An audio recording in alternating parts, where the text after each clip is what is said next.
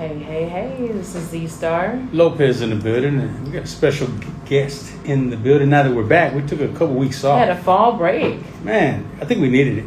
No, we did. You got so much stuff going on. I got so Yeah. much stuff going on. It's just like we had to take like a little break, but we're back.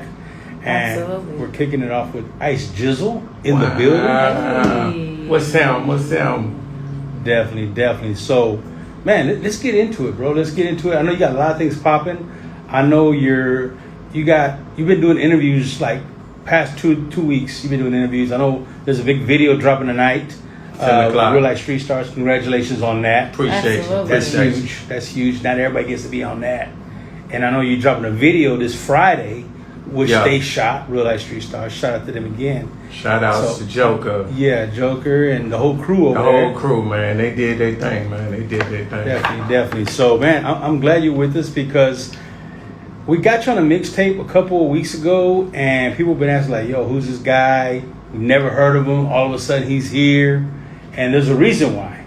So, kind of break into that before we get to your early age, kind of break in where you've been for a little while. I just fell up out of the feds, you heard me? Like, Okay. I just done a 10-year bid. A lot of people don't know that, but yeah. I just dropped out like basically January the 1st. Okay. So basically it was a new year for me for real. Definitely. So, getting out, you come out running, ready to get in this rap game. Man, I'm so hungry. Before you went in, you were doing this, and then all of a sudden it had to stop because you had to take a little vacation. Yeah, I got shelved. You know what I'm saying? So now it's like I'm back, and you coming in, doing interviews, doing videos, working with different producers now. Now you got your feet going. How did all this begin, man? I mean, at what age? Well, I'm sorry. I'm gonna go Z-Star style. Got your feet going. Hold on, Jordan. You got your feet going. Nah, cause he got his man. he got his came out campaign running. going. He just came out running. Yeah. It's like I think it's like when he got out of the feds, he went straight to the booth.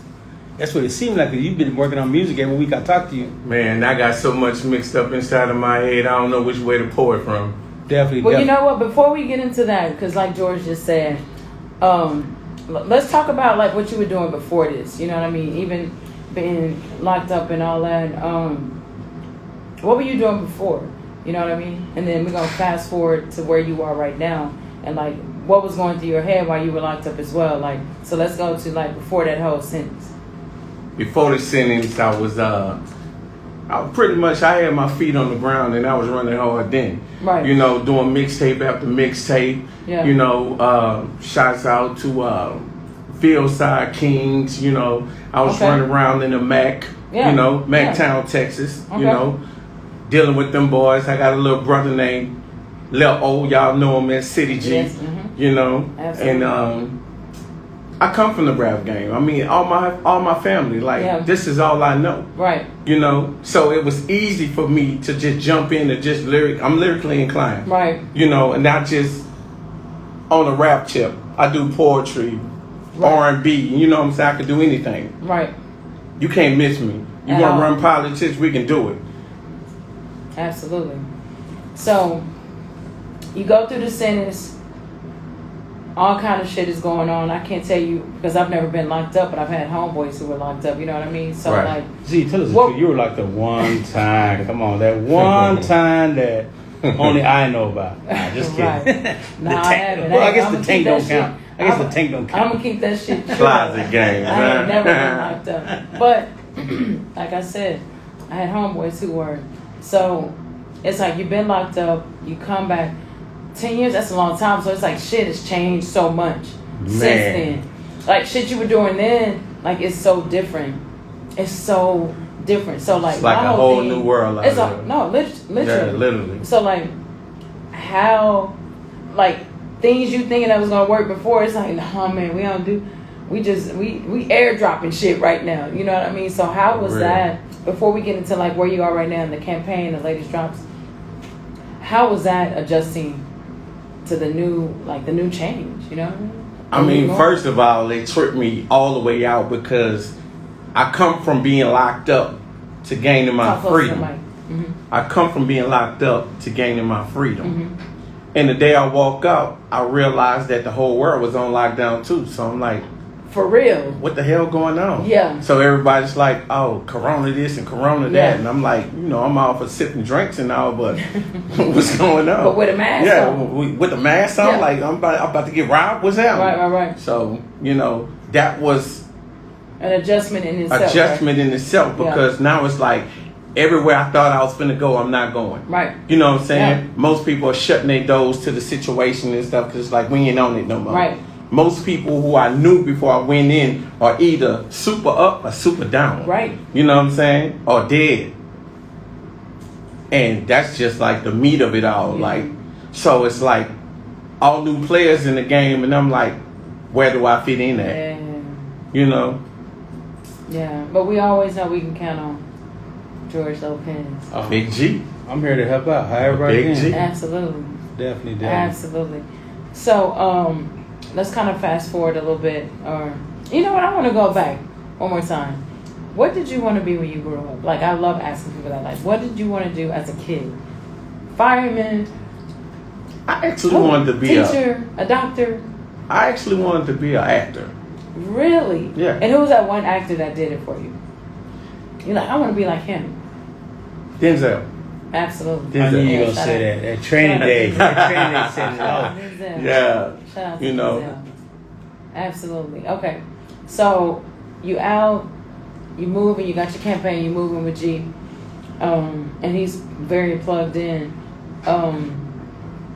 You got a song that just dropped. I'm not sure if it was the one. I was listening to it actually earlier. Yeah, on the block. On the block. Yeah. I was like, damn, what's the name of it? Yeah, On the Block. My bad. I've been drinking a little bit. See, there you go. I've been drinking a little back, bit. Back to the tank. There's nothing wrong with it. Yeah.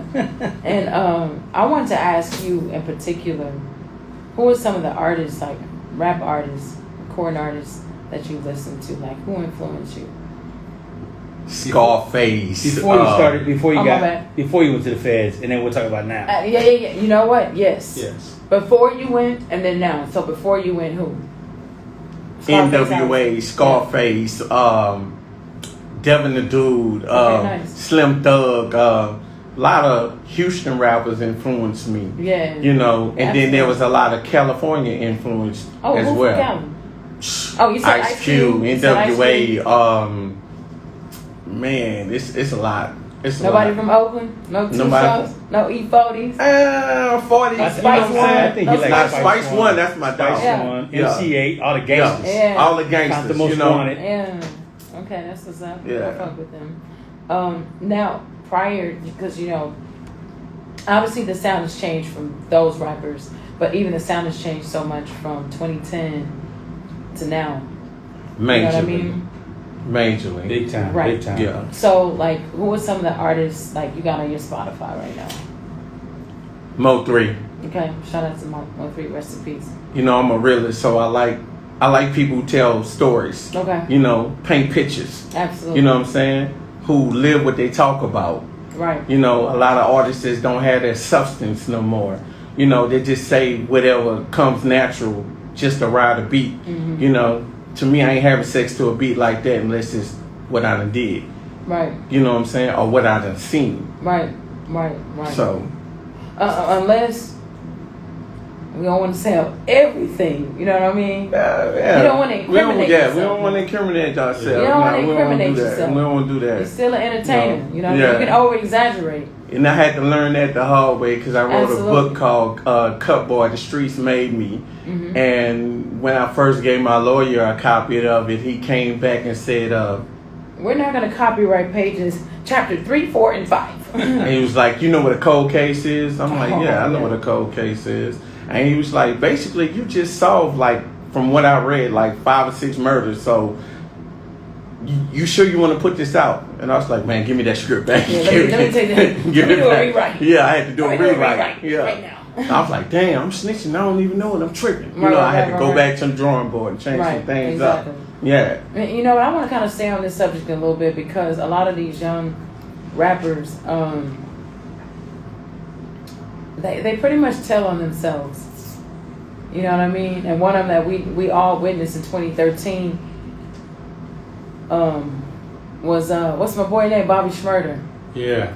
You know, and he talked about some things that happened allegedly, and had to serve some time, and you know he was just released, and thank goodness for that. But hey guys, this is the music industry. This is all entertainment, and you really want to And that's watch all this is supposed to be. what you are saying. You know, Yeah. speaking of Spice One, I remember back in the day, Spice One was accused of being a studio gangster. And I don't know him personally. We never talked. I don't know his boys, none of that shit. But I know I fucked with one of his songs, 187 Proof. That was one of my favorite songs by him. And I love the bass line. But this is the thing. This is entertainment. So don't say shit that's going to incriminate you. Don't go on Instagram Live and say things that's going to incriminate you. Oh yeah, because like my lawyer said, police read books too. Police listen to music too. And police watch movies too. Facebooks and Yeah. Instagram. Yeah. You know, so you gotta watch what you say. Absolutely. They'll come back and bite you in the ass. You heard me? Like Within hours. severely. Yeah, within hours. So thank you so much for adding on to that. So let's fast forward, George. What you got? Let's go back and let them know where'd you grow up at? I grew up in New Orleans, Louisiana. I was born and raised. I was born in McTown, Texas, McKinney, Okay. Texas. Uh-huh. My mother. McTown, Texas. Yeah, I ain't never McTown. heard that. Really? Yeah. You heard McTown? Hell no, I ain't never heard of that. That's where Mo 3 from. Yeah. Yeah. That's the homie. That's my kinfolk actually. Right. But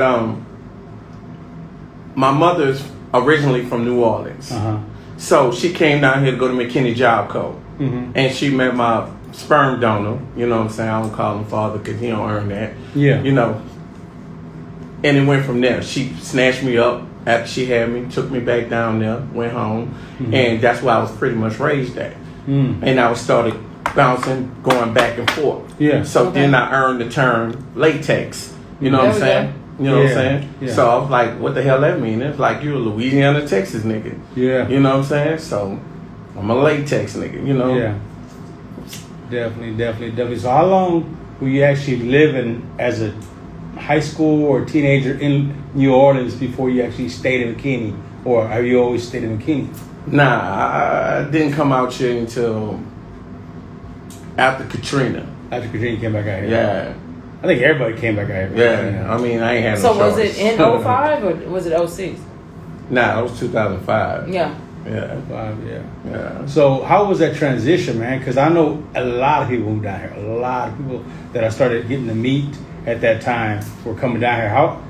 I mean, I know it's different, but I mean, how was it different for you going from New Orleans to McKinney? Not Dallas, you were going to McKinney, which is the suburbs. So Right. what was the transition like for you? It was super different because the people were different. Yeah. You know, I'm used to cutthroat and everybody after each other, you know. Yeah. You know, bang, bang, shoot them up, you know, Right. robberies and Right. this and that. Yeah. You know, people actually being genuine when they say, hey, how you doing? And stuff Right. like that. That's kind of scary. Like, man, this is a new way to set somebody up. Like, what's You're up? like, hey, what's going on? Let me watch my back. Yeah, for real. So You know, been super nice out here in McKinney. it's the way it was. Yeah. You know what I'm saying? Mhm. It was different. You know what Yeah, I'm saying? yeah. So, and still I found myself getting in trouble because I couldn't let that NO mentality go. Yeah. You know, so I got a series of gun charges and stuff. I started gang banging and acting an ex. Yeah.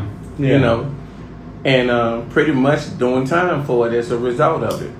Okay. So you did some time, and when you did some time, did you get into the book writing then?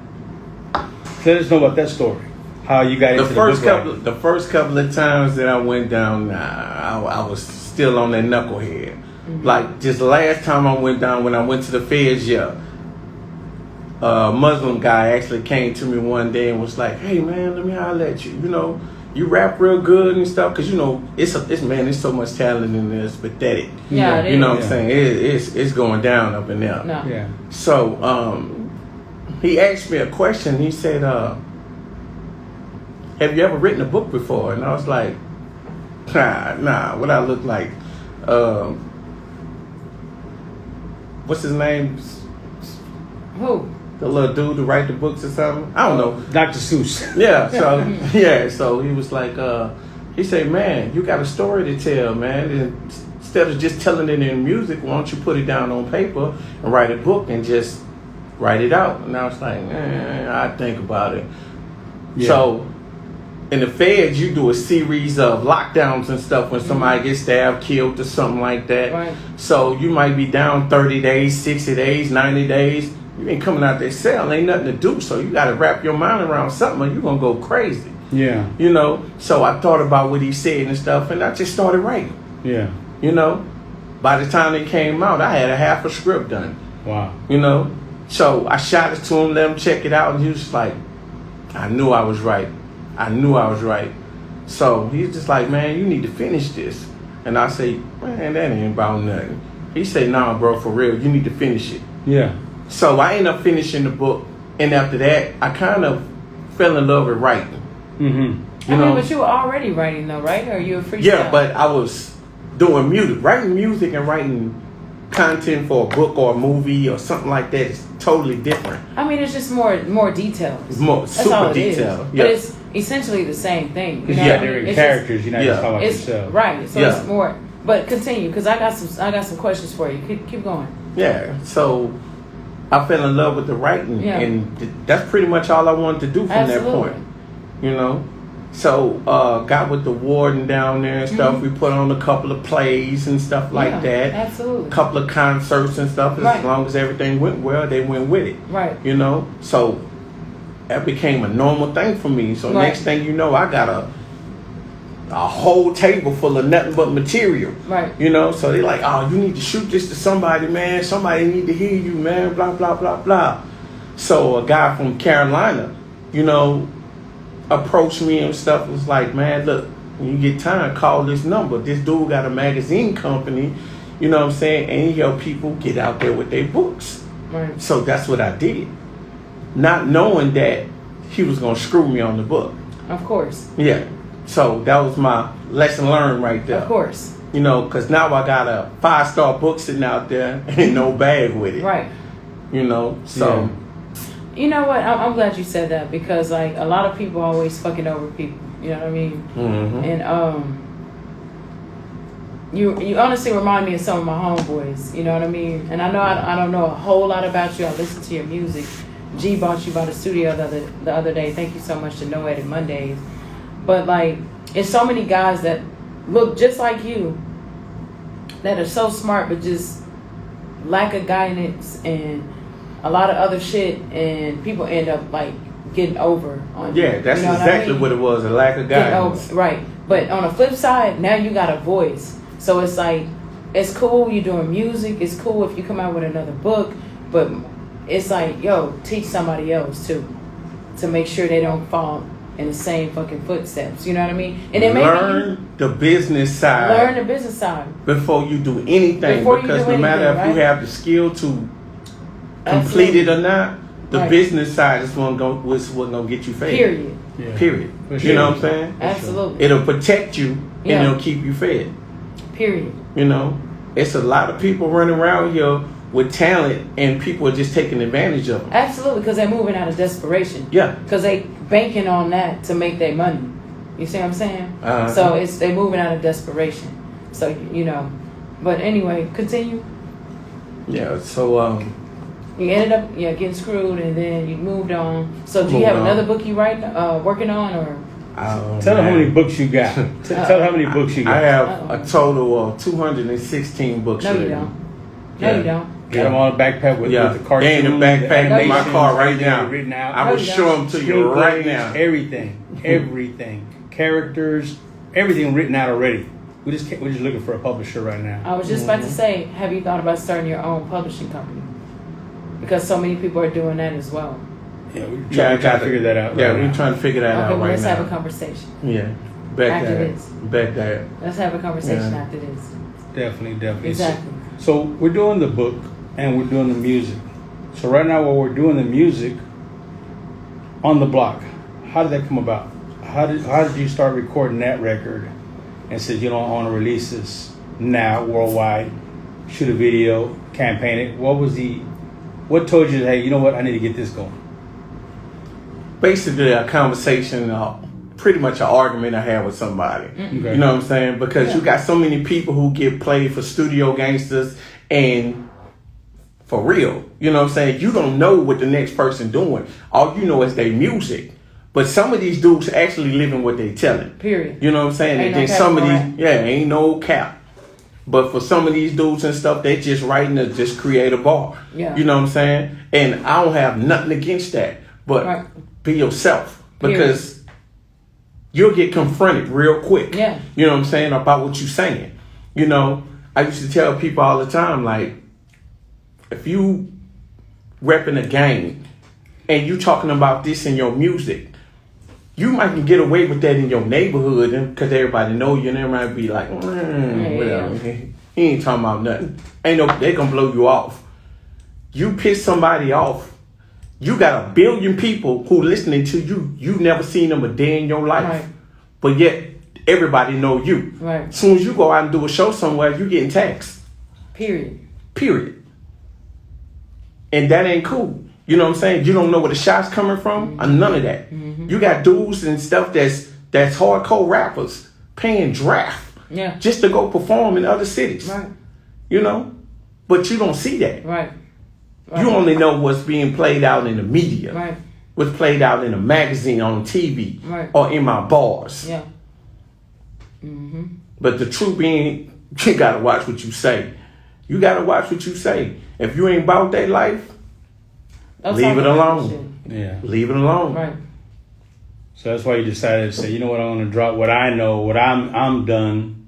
You know what I'm saying? I did my time, so I'm gonna talk what I can say. Right, without incriminating yourself. Exactly. Without incriminating myself. Yeah. Exactly. But yet, the paperwork is out there. Yeah. You know what I'm saying? For anybody who won't read the paperwork, it's out there. Right. Yeah. You know what I'm saying? I could back up anything I say. Yeah. Definitely. You know?